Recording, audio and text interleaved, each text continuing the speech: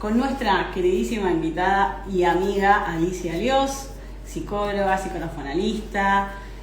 Muchas gracias de venir acá a nuestro programa. Por favor, gracias a vos, May, por invitarme. Sí, es un placer y un gusto siempre tenerte acá. Así que, bueno, vamos a charlar un poquito de todo un poco, como se llama el programa. De todo un poco, sí. Como solemos hacer. Presentate, contanos un poco sobre vos para los que te están escuchando nuevamente. Bueno, yo soy Alicia Liós, soy psicóloga, psicógrafo-analista y soy también técnica en comunicación social, así que de eso trabajo hace muchos años. Y tengo un instituto que se llama Epsigraf en San Isidro, que doy clases virtual y presencial de la carrera de psicógrafo-analista. Y que siempre explico que la carrera que yo doy no es de grafología sola, vos lo sabés, sí. Fuiste alumna mía y participaste de muchos talleres. La carrera de psicografoanálisis no es lo mismo que grafología, se estudia muchísima psicología, patologías, selección de personal, orientación vocacional, hablamos de biodecodificación, todo lo que tiene que ver con psicología profunda aplicado a todo lo que son los test psicológicos en la escritura. Entonces por eso hago esa salvedad, porque mucha gente confunde psicografoanálisis con grafología. Y si bien estudiamos grafología, el análisis de la escritura no tiene, es mucho más profunda porque aplicamos toda la parte conductual y todo lo que es psicología. Entonces eso es lo más importante, por eso el que se recibe de psicografoanalista puede trabajar teniendo pacientes de 3 sesiones que si tiene alguna patología que no pueden solucionar, lo tienen que derivar a un psicólogo, por supuesto, la persona que no sea psicólogo. De hecho, tengo un montón de alumnas psicólogas, counselor, psicólogas sociales, muchas personas que están capacitadas en psicología. Pero otras que no, otras alumnas que no, pero cuando se reciben de psicografoanalistas pueden atender a personas en todas las disciplinas que acabo de mencionar, ¿no? Así que bueno, a eso me dedico. Y sobre todo al análisis psicológico, que es lo que más me interesa, la conducta del ser humano. Así que eso es lo que más me interesa. Y hablando de lo que vos estabas hablando recién, de lo que está pasando en Santa Fe, con los policías, con las marchas que tenemos hace 1000 años, todo tiene que ver con la conducta del ser humano y con el liderazgo. Porque el liderazgo es lo que más falla y lo que más falló en este país. Wow.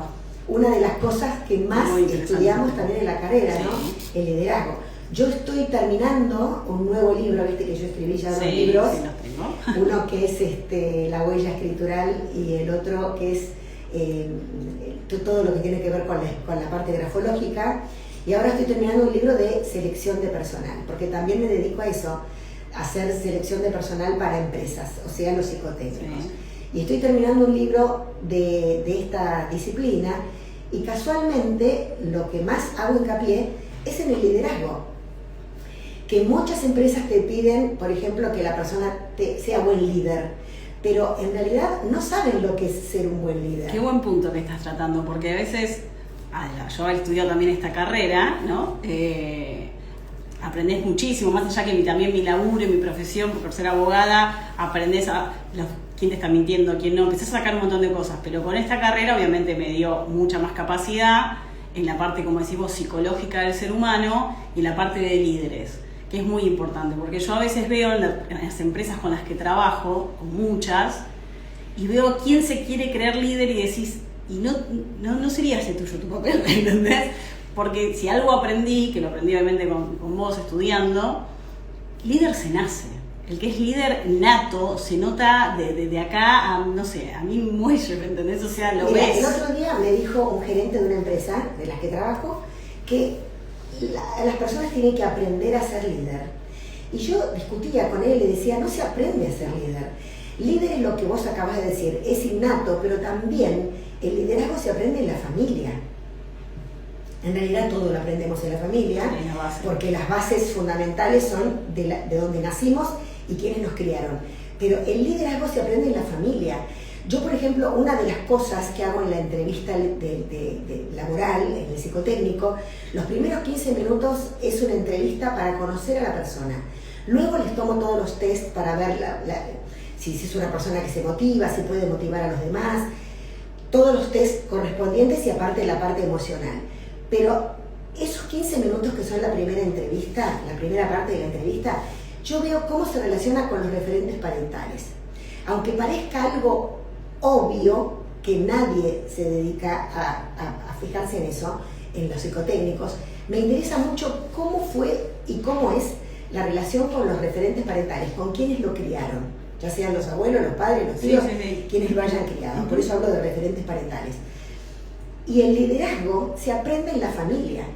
Y yo veo que cuando tomo los test y cuando hago las entrevistas o los psicotécnicos, cuando les pregunto cómo se vinculan con los referentes, vos ves que la mayoría, y esto te lo puedo afirmar, tienen mejor vínculo con la imagen materna que con la imagen paterna, en cuanto al vínculo emocional. Pero vos me vas a decir, ¿la parte emocional no tiene que ver con el liderazgo? Por supuesto que sí, porque la empatía, el ponerse en el lugar de los demás, el tener inteligencia emocional, todo eso viene, digamos, por supuesto que también el referente paterno tiene mucho que ver con esto, pero desde Freud hasta ahora sabemos que el referente paterno es la ley. También tiene que ver con las emociones y la contención y el amor, obvio, pero es la ley. Entonces, si hay un padre débil, un padre sumiso, o al contrario, un padre autoritario, un padre violento, ese va a ser un líder negativo. El hijo o la hija va a ser un líder negativo si tiene un padre violento o un padre sumiso, porque se va a identificar o con la sumisión o con la violencia de ese referente. Con la madre pasa lo mismo, obviamente. Hay personas que están criadas solamente por una madre, porque no tienen padre, pero si esa madre es una persona débil, sumisa, nunca ese hijo va a poder ser un líder positivo en cuanto a la autoridad. Porque la gente cuando escucha la palabra liderazgo piensa que es una persona con agresividad, o con fuerza, o con violencia, o con firmeza solamente. Y no solamente es firmeza más inteligencia emocional, es firmeza más empatía. O sea, si una de las dos cosas no se complementa, ahí tenés un líder negativo, que sepa motivar, pero al mismo tiempo que tenga firmeza para poner límites. Y esos límites se vieron en la casa. Sí, pero es verdad eso que decís, la gente piensa que el liderazgo muchas veces es eso medio violento, o cuando te dicen, uy, tenés carácter, y también la gente lo toma como que, viste, sos así medio violento, pero bueno, no tiene nada que ver, viste, que la gente no tenés carácter, no podés ser un líder. Lo que pasa es que la gente toma la palabra carácter como mal carácter, tal cual, como una persona con reacciones impulsivas y agresivas, y no, carácter es una persona que se caracteriza por tener firmeza en lo que dice, en sus decisiones, en que lo que piensa lo sigue a rajatabla, y no que sea una persona que lo pueden convencer de cualquier cosa. ¿Te acordás que en la parte de la escritura lo veíamos en el ítem tensión, ¿no? La tensión de la escritura, si es una escritura firme, si es una escritura floja, si es una escritura blanda. Entonces, de ahí vemos también el liderazgo en los palos de la escritura. Una escritura que tenga torsiones es una persona débil, así como tiene torsiones en la escritura, tiene torsiones, metafóricamente hablando, en su carácter. Entonces, la firmeza es absolutamente necesaria, pero acompañada por la empatía. Entonces, y la motivación, y que dé ejemplos a las personas. El líder no tiene que notarse que es una persona de carácter fuerte, lo tiene que apaciguar con la empatía, pero no claudicar ante sus decisiones.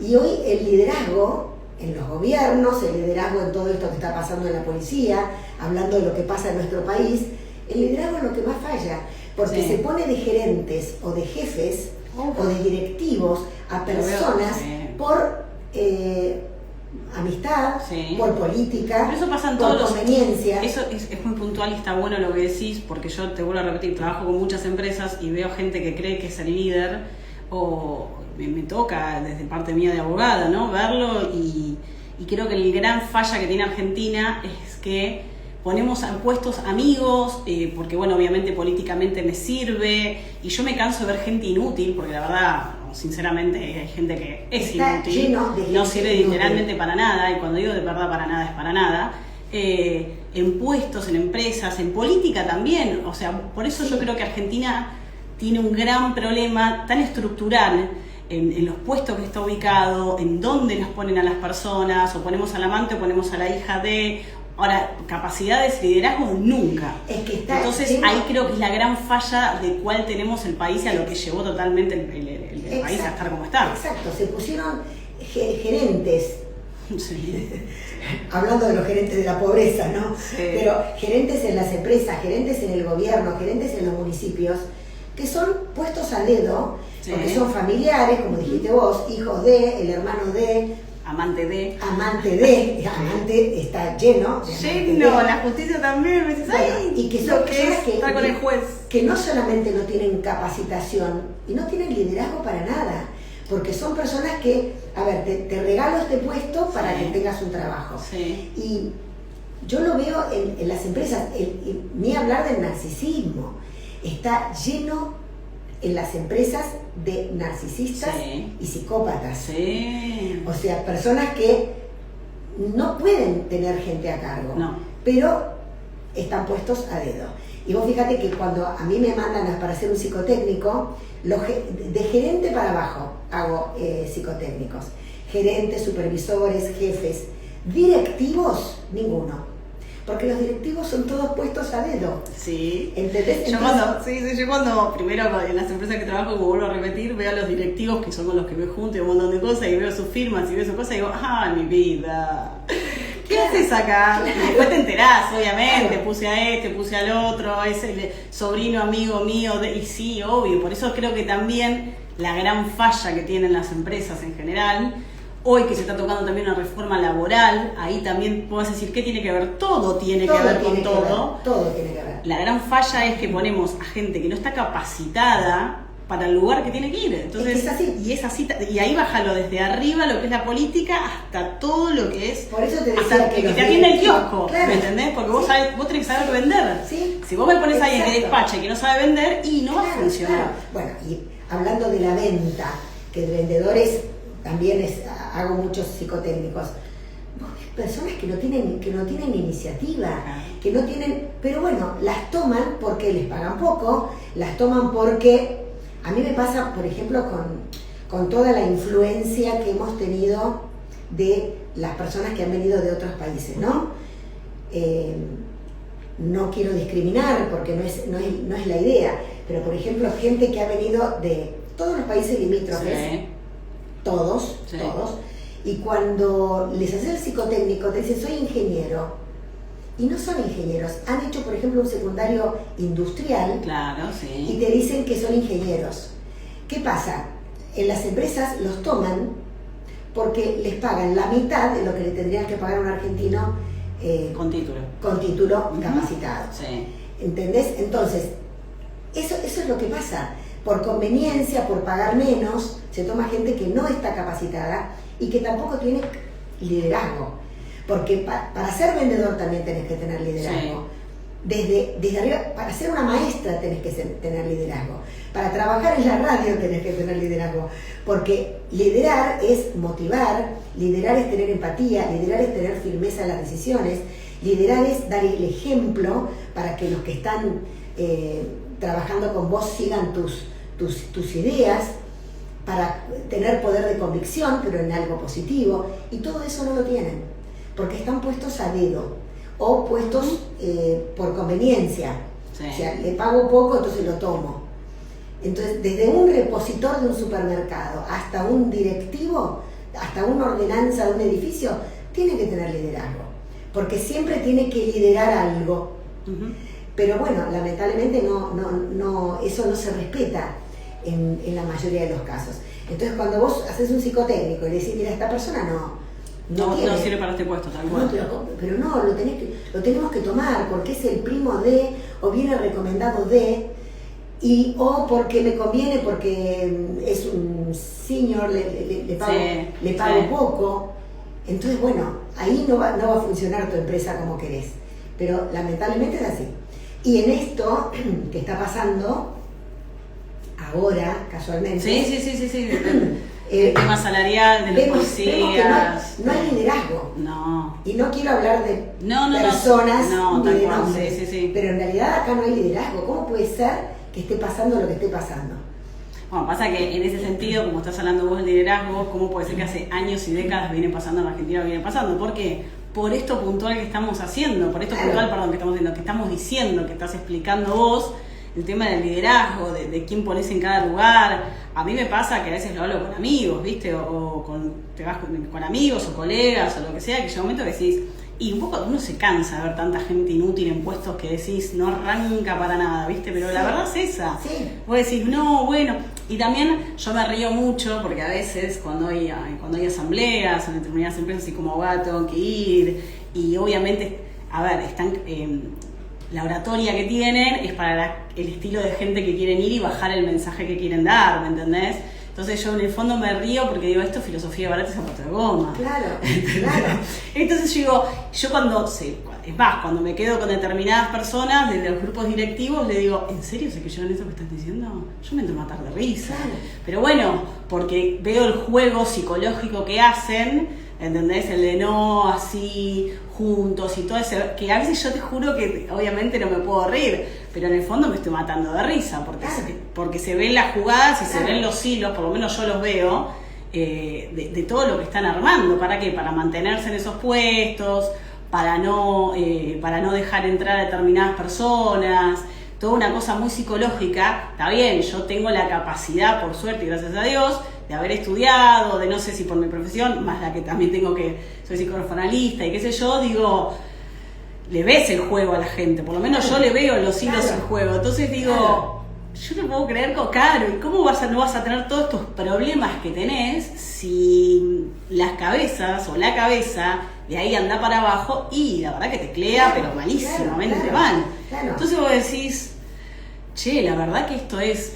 Aparte juegan con las emociones de la gente, porque los que actúan de líderes puestos a dedo o porque los tomaron por conveniencia, vos ves que llegan al puesto de gerente, por ejemplo, o de jefe de un área, y ellos creen que la empresa va a funcionar siendo autoritarios, agresivos, violentos, imponiendo miedo, ensuciando. Y así te terminan odiando, y eso no lo comprenden, porque piensan que la mano dura, ¿no? La mano dura en el sentido de látigo es lo que funciona, y no funciona así. No funciona así. Por eso decía al principio que el liderazgo se aprende en la casa. Porque el buen líder sale de una familia, padre, madre o referentes parentales, ambos, que tengan autoridad, que tengan firmeza en las decisiones, que no cambiaron su opinión, que fueron permisivos lógicamente, no que dijeron siempre todo que sí o que dijeron siempre que no. O sea, los padres son los que regulan una familia. Los hijos que son criados por referentes, que tienen autoridad, que saben motivar, que les dieron siempre firmeza en las decisiones a los hijos, son los que, entre comillas, permitime el verbo, fabrican líderes positivos. Pero un hijo que se le dio todo y se le dijo siempre todo que sí, y que cuando llega adulto, lo veo todo el tiempo, está acostumbrado a que... Yo una vez te voy a contar algo así personal, ¿no? Por así decirlo.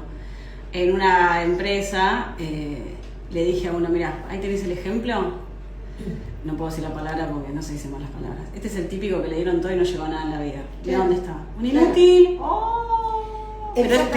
Pero con solo verlo te das cuenta, ¿entendés? Y ahí digo, y ahí siempre le digo a todo el mundo, aunque tengas las posibilidades de darle todo a tu hijo, no se lo des. Enseñale a que se gane las cosas. A que se ganen las cosas. Enseñale que, por eso yo siempre digo gracias a mi viejo, a mi vieja, a veces yo digo gracias porque algunos te enseñan y con mi hijo hago lo mismo, ¿viste? Que a veces el padre siempre le mando un beso, ¿no? Al padre de mi hijo, que a veces lo malcría un poquito más que yo soy la que más le pone límites. Pero más allá de eso le digo... Los hijos de padres separados siempre hay uno que lo mima por una cuestión de... No, pasa esa que... necesidad Sí, obvio, pero yo siempre le digo porque mi ex es el hijo de la vejez, le digo, ¿viste? Se va a tener porque hijo mucho más grande y está mi niño. Pero más allá de eso, siempre yo soy la que por ahí le pone un poquito más de mano dura Y yo siempre digo, no le des todo, aunque tengas la posibilidad. Yo también a veces tengo la posibilidad y me dice, mamá, no. ¿Pero todos no? Sí, todos no. Entonces, bueno, mamá, está bien. Lo que tiene bueno es que lo decís que no te insiste. Pero sabe lo que es un no. Cosas, claro. Que se ganan y que se ¿entendés? Entonces digo, yo en ese sentido hago lo mismo que hacían mis viejos conmigo. El no, el salir, ganátelo, laburá, sabés lo que es ganarte la guita y un montón de cosas. Entonces digo, cuando veo a esta gente bajándolo al liderazgo, a puestos políticos, a puestos de empresas, digo, este fue el típico que le dieron todo. Sí. No sabe resolver y al no saber resolver te das cuenta, porque me ha pasado en reuniones donde lo primero que hacen es levantarte la voz y golpear la mesa y yo lo miro diciendo baja un cachito de copete porque te equivocaste de persona. Entonces digo, porque me ha pasado, mi laburo me pasa, entonces digo, te das cuenta que se abatatan porque no tienen y no saben cómo resolver. Cuando vos agredís, porque no cuando vos insultás, y no, pero no, obviamente porque aparte son hijos de que los padres o quienes lo hayan criado les resolvieron todo en la vida. Exacto. Y les dieron todo. Sí. Ahí está el permanente sí. Pero después están los otros que es todo no, ¿no? Y no solamente todo no, sino un equilibrio, tal cual, hay que tener un equilibrio. Entonces, ese equilibrio, cuando están criados con un equilibrio, con padres con firmeza, pero también con empatía, y que les enseñaron a que las cosas se ganan, eso puede ser un buen líder, que sepa motivar a los demás, porque si lo han motivado, porque todos somos lo que hicieron de nosotros, ¿no es cierto? Sí, si a mí me motivaron, yo voy a saber motivar. Sí. Si a mí no me motivaron y me cercenaron, voy a cercenar a los demás. Sí. Salvo que, obviamente, la terapia está para solucionar muchas cosas. Pero yo siempre digo que la terapia no soluciona todo. Porque lo que está arraigado a flor de piel, como por ejemplo el narcisismo, eso no se cura con la terapia. No se cambia con la terapia. Un narcisista que se crió de esa manera desde niño, con ese amor edípico, enfermizo, con la imagen materna, y que la imagen materna le mostró que lo único que valía era él y todos los demás no valían nada, y que no respetaba a nadie, ese narcisista, por más que haga terapia, no va a solucionar nada. Imagínate cómo va a ser como líder en una empresa. No va a servir. Entonces, siempre digo que todo viene de las bases. Todo viene de la familia. Sí. El liderazgo, cómo trabajes, cómo estudies, la responsabilidad, la motivación, todo viene de la familia. Es así, no es que se aprende. Por eso te decía que el otro día un gerente de una empresa me dijo, sí, pero puede aprender a ser líder. No se aprende a ser líder. Como tampoco se aprende a ser empático. No. Como tampoco se aprende a ser generoso. ¿Sos generoso o sos egoísta? Y eso viene desde la infancia. Viene desde la familia. Entonces eso es lo que trabajamos tanto. Y a veces te cuesta convencer a los líderes de las empresas, mal llamados, que no entienden, que te dicen eso se aprende. No se aprende. Por más que vayas a la facultad a estudiar lo que sea, administración de empresas, si no tenés una familia que te enseñó a ser líder positivo desde las bases, no lo vas a hacer.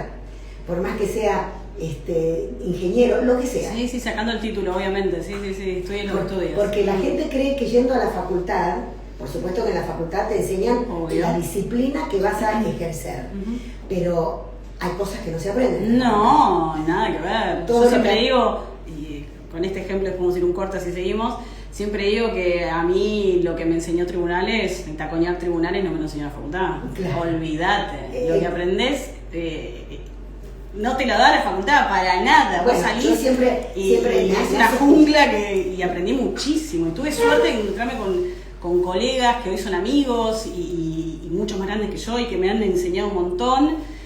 Pero la experiencia que me dio tribunales no me la dio nadie. Bueno, a mí casualmente en la facultad, estudiando psicología, lo que te dicen es que vos con el paciente no podés tener llegada emocional, ¿no? Por supuesto, no hay que hacer transferencia, todo eso sí lo aprendemos y nos tenemos que, digamos, no te digo endurecer, pero sí tenemos que obedecer a eso. Sí. Pero la falta de empatía con un paciente, si un paciente está llorando, ¿por qué yo no le voy a poder dar la mano o por qué yo no voy a poder darle un abrazo? Pero en la facultad eso como entre comillas, te lo prohíben, es como que eso no puede ser.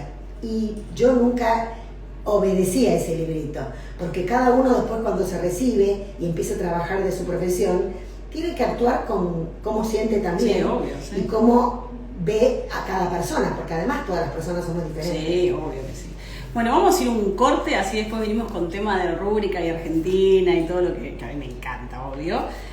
Así que vamos a ir un corte, vamos a escuchar un temita de Marc Anthony, como en el delirio, y ya venimos.